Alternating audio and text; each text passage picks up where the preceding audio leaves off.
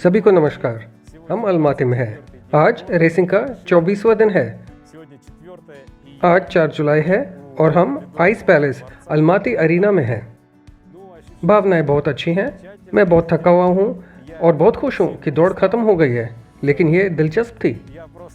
दिन ब दिन सामान्य रूप से बीतता गया और अचानक समापन रेखा अप्रत्याशित हो गई। यह आमतौर पर बहुत अच्छा था। हमारी यात्रा में 24 दिन लगे। अगर हम सबसे कठिन समय की बात करें तो ये संभवतः पहला सप्ताह है, जबकि हमारे यहाँ बारिश हुई थी और उपकरणों में दिक्कत हुई थी। लेकिन किज़िलोर्त शहर के आसपास से शुरू होने वाले अंतिम खंड बहुत अद्भुत थे।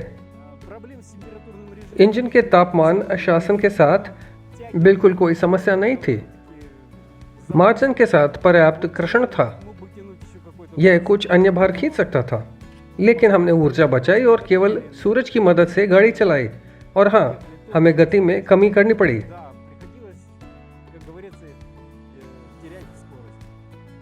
टीम में रिसोर्स कंपनी के मुख्य तकनीकी विशेषज्ञ ओलेग और मुराद शामिल थे। वह तकनीकी सहायता वाहन के चालक हैं। टीम की सबसे अगोचर सदस्य निकिता है, जो अब तंत्र के दूसरी तरफ खड़े हैं। टीम अद्भुत रही है। बिल्कुल अलग लोग, हर चीज में एक दूसरे के पूरक। घर्षण के क्षेत्र भी थे जो माचिस की तरह भड़के और तुरंत बुझ गए। सिद्धांत रूप में मैं कहूँगा कि ये एक बहुत अच्छी टीम साबित हुई। अनुवादक ने इस तथ्य से मदद की कि उसकी कार पर एक रेडियो स्टेशन स्थापित था। उन्होंने ट्रकों से संपर्क किया, जिससे हमें हमारे टुक टुक के स्थान के बारे में जानकारी मिली। इन 24 दिनों में हमने आधी रातें होटलों में और आधे दिन सड़क के पास खेतों में बिताए। एस्कॉर्ट कार थोड़ा आगे बढ़ी, मैं आगे बढ़ गया। कार कुछ देर तक अपनी जगह पर खड़ी रही, जिससे मुझे 20-40 किलोमीटर दूर ड्राइव करने का मौका मिला। और फिर उन्होंने मुझे फिर से ओवरटेक किया और अलग बिंदु पर खड़े हो गए। हर समय 20 किलोमीटर प्रति घंटा की रफ्तार से मेरा पीछा करना एक कार के लिए बहुत असुविधाजनक है। व्लादिमीर में सबसे अच्छा गुण शांति, संभाव और दृढ़ता है, जिसने उन्हें इस रास्ते पर काबू पाने की अनुमति दी। मुझे नहीं पता कि वे कैसे बच गया। मुझे लगता है कि वे इस टुक-टुक में समाहित हो गया। शायद अब उससे छुटकारा पाने में बहुत समय लगेगा, क्योंकि वे एक दूसरे को टुक-टुक से महसूस करते हैं। सबसे पहले धैर्य रखना है। कल्पना करें कि आपको अपने दाहिने हाथ में थ्रॉटल को लगातार समायोजित करने की आवश्यकता है, क्योंकि स्प्रिंग हमेशा थ्रॉटल को वापस लौटाता है। बेशक क्रूज नियंत्रण बनाना बेहतर है, यानी अनुमानित खपत को समायोजित किया, क्योंकि वे लगातार खपत की निगरानी करता था ताकि पहले छुट्टी न दी जाए और यथासंभव लंबे समय तक गाड़ी चलाई जाए। मुझे ये हैंडल को लगातार आगे पीछे घुमाना पड़ता था और हाथ स्वाभाविक रूप से थक जाता था और सुन्न हो जाता था। अलग में सकारात्मक गुण हैं, लेकिन वास्तव में अगर हम व्यक्ति के रूप में उसके बारे में बात कर रहे हैं तो उसके पास बहुत कम नकारात्मक गुण हैं। ज़्यादातर वे सभी सकारात्मक हैं।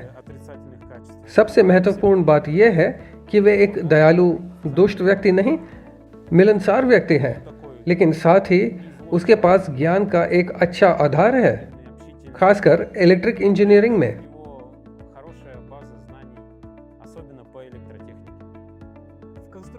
रचनात्मक समाधानों में हम सब कुछ बहुत सफलतापूर्वक लेकर आए।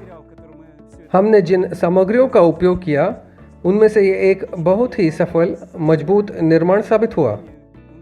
रास्ते में कुछ भी नहीं टूटा, लेकिन यहाँ मैं संचालित पिछले पहियों को लोड करने के लिए बैटरी को पीछे ले जाऊंगा। हाँ, हमारे पास बहुत अच्छा वजन वितरण है। टुक टुक कहीं भी नहीं झुका, ये ढलानों पर, दर्रों पर, तेज गति पर स्थिर रहता है।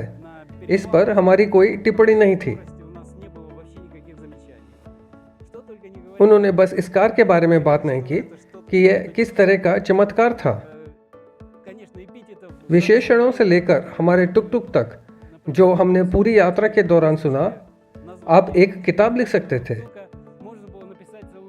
इसे जो भी कहा जाता था, लेकिन फिर भी मैं कहूँगा कि हर किसी को बहुत सुखद आश्चर्य हुआ कि ऐसी संरचना इतनी दूर तक चल सकती है। जहाँ तक प्रतिभागियों का सवाल है, स्थिति बिल्कुल वैसी ही है। सब लोग अलग हो गए।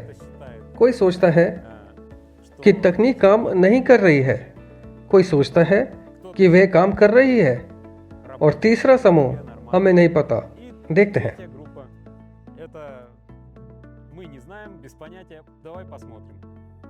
और वे प्रतिभागी जो प्रौद्योगिकी और डिजाइन में विश्वास करते हैं, जैसे कि मैं समझता हूं, उनका विश्वास इस तथ्य पर आधारित था कि टुक टुक कंपनी द्वारा बनाया गया था, यानी एक कानूनी इकाई, बस इतना ही। लेकिन वास्तव में इसे उन्हीं उत्साही लोगों द्वारा बनाया गया था जो इस दौड़ में भाग लेने वाले प्रत्येक प्रतिभागी थे।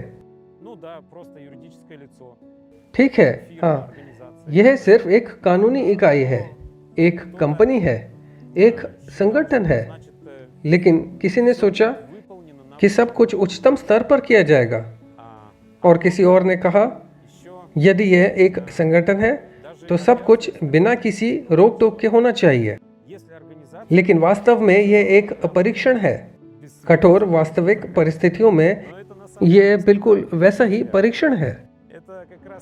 यदि ऐसा नहीं है तो संरचना में सभी कमजोरियों का पता कैसे लगाया जाए? टुक टुक ने ऐसे परीक्षण पास नहीं किए।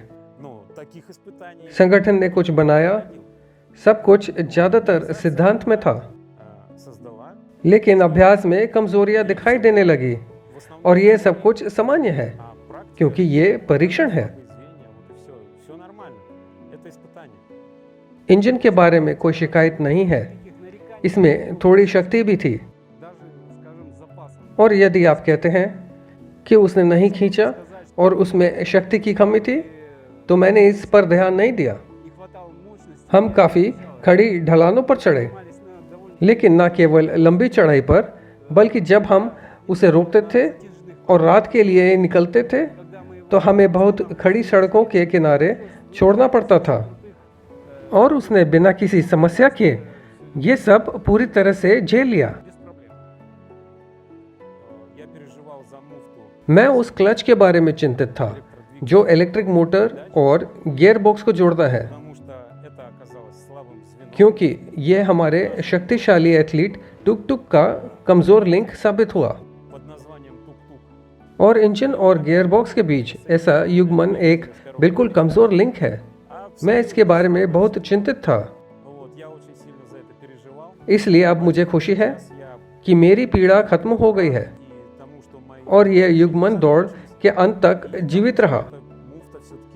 यह कब तक चलेगा मैं नहीं कह सकता, लेकिन निश्चित रूप से लंबे समय तक नहीं। क्लच एक कठोर कनेक्शन भी भूमिका में था, लेकिन ऐसे कनेक्शन की जरूरत है ताकि यह एक पूर्ण क्लच हो। यहाँ कोई क्लच नहीं है। या तो इस गियर बॉक्स के साथ एक पूर्ण क्लच बनाना आवश्यक है, या गियर बॉक्स अंतर और अन्य चीजों से छुटकारा पाए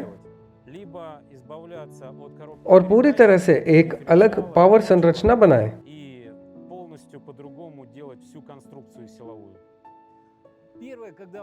सबसे पहले जब हमने एक सपाट सड़क पर बिना किसी उतार चढ़ाव के पूरी तरह से एक सपाट सड़क पर गति की कोशिश की, तो उसने 50-55 किलोमीटर प्रति घंटा की गति विकसित की। बेशक हम थोड़ा आगे निकल गए, लेकिन प्रतिकूल परिस्थितियों के कारण खर्च बढ़ गया। लेकिन तथ्य यह है कि समतल सड़क पर यह 55 किलोमीटर प्रति घंटा थी। यह 200 किलोमीटर से अधिक था, मेरी राय में 215, और उसने बहुत तेज़ी से सब कुछ पार कर लिया। और ऐसे क्षण भी आए जब मुझे चलते फिरते चार्ज करना पड़ा, सचमुच रुकना पड़ा, चार्ज करना पड़ा और तुरंत आगे बढ़ना पड़ा। सोलर पैनलों से हम थोड़ा निराश हुए।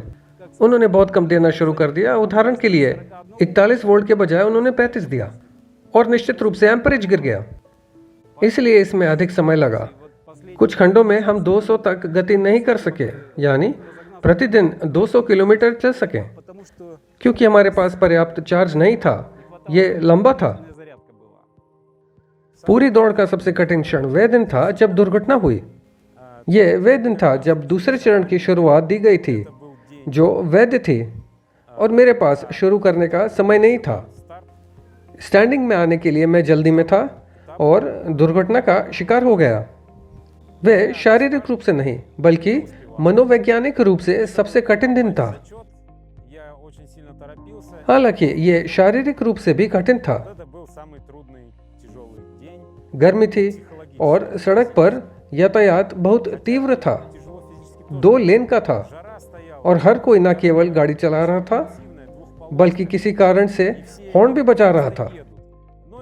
मुझे नहीं पता कि ड्राइवर ऐसे क्यों करते हैं, हॉर्न क्यों बजाते हैं। संक्षेप में कहें तो उस दिन मनोवैज्ञानिक और शारीरिक रूप से यह कठिन था। और जब दुर्घटना हुई तो मेरी सारी उम्मीदें ध्वस्त हो गईं। यह महसूस करते हुए कि आप स्टैंडिंग में नहीं हैं, वहां जाना मनोवैज्ञानिक रूप से कठिन था। हालांकि मैं इससे सहमत नहीं था। मुझे लगता है कि मुझे स्टैंडिंग से बाहर करना अनुचित था। तथ्य यह है कि मैंने सॉकेट से चार्ज नहीं किया, मैंने सभी नियमों का पालन किया और मैं आक्तोबे पहुंच गया। लेकिन फिर उन्होंने मुझसे कहा, अब और 90 किलोमीटर है। सच कहूं तो इस दौड़ ने मुझे उत्साहित कर दिया। मैं कहीं और भी कम विषम परिस्थितियों में भाग लेना चाहता हूं। मेरा मानना है कि कुछ नया बनाना बेहतर है, क्योंकि जो हमने अभी उपयोग किया है वह एक तैयार उत्पाद है। लेकिन मैं खुद कुछ करने की कोशिश करना चाहता हूं, ताकि इसे स्क्रैच से मेरे द्वारा बनाया और परीक्षण किया जा सके। यह दिलचस्प होगा। मुझे लगता है कि मैं ऐसे कुछ और साहसिक कार्यों में भाग लेने के लिए उत्साह के साथ सहमत होऊंगा। इसके अलावा मुझे यकीन है कि यह दौड़ मेरे लिए सबसे कठिन रहेगी, और मुझे यकीन है कि अगली दौड़ थोड़ी आसान होगी। पहला, अनुभव, और दूसरा, तकनीकी मुद्दों को ठीक किया गया। इसलिए हाँ, मैं भाग लेने के लिए सहमत हूँ। इस लंबी यात्रा के दौरान मेरे मन में ऐसा विचार आया कि हमें एक दूसरे के प्रति दयालु होना चाहिए। उन लोगों के प्रति दयालु होना चाहिए जो हार मानने और काम करने से नहीं डरते। मैं अन्य परीक्षकों और पायलटों को शुभकामनाएं, सफल तकनीकी समाधान और उनके सफल होने की कामना करता हूं, ताकि वे जो कुछ भी सपना देखते हैं वे सब उनके लिए पूरा हो। और यह बहुत अच्छा है, क्योंकि केवल रचनाकार ही जीवन का आनंद ले सकते हैं।